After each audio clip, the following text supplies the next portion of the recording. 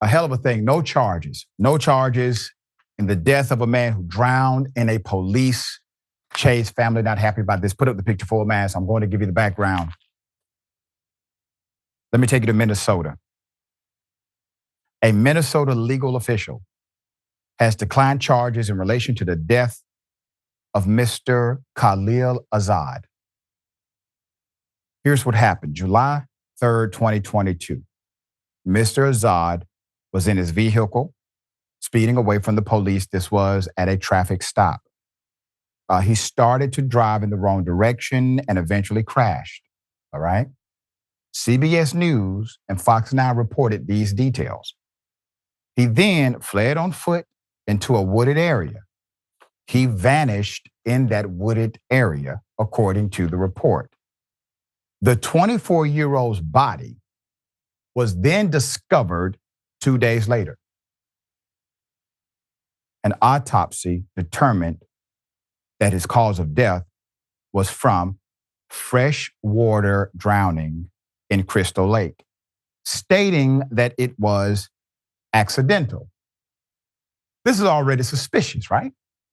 Despite this, his family believed that there was more to the story and claimed Azad was wounded by police and had dog bite marks based on autopsy photos per the outlets. The Hennepin County Medical Examiner's Office said there was no indication of injuries or that his death was either self-inflicted or caused by another person.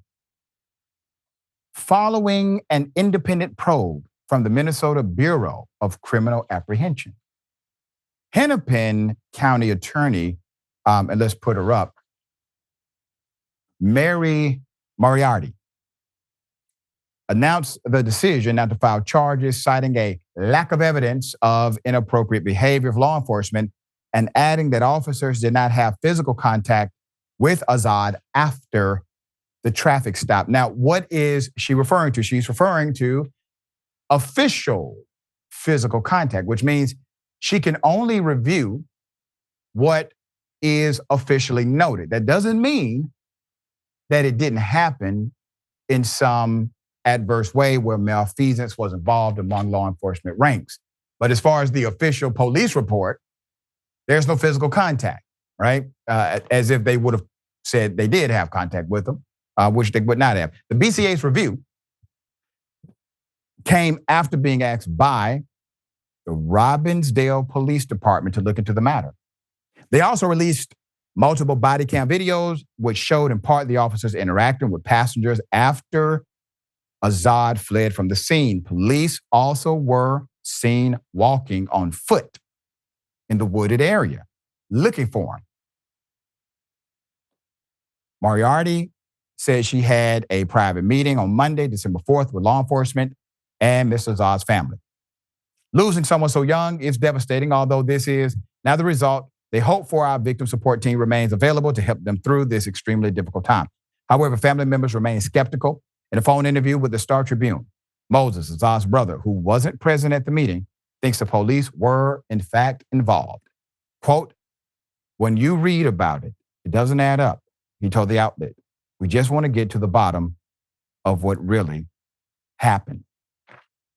In times like this, when you have a prosecutor that has decided to close a case, you have law enforcement who has decided not to engage in an exhaustive and credible investigation, and the paperwork trends to the narrative presented that seems questionable, families, and I'm saying this in general terms, families are encouraged to get an independent autopsy done outside of the scope of the government.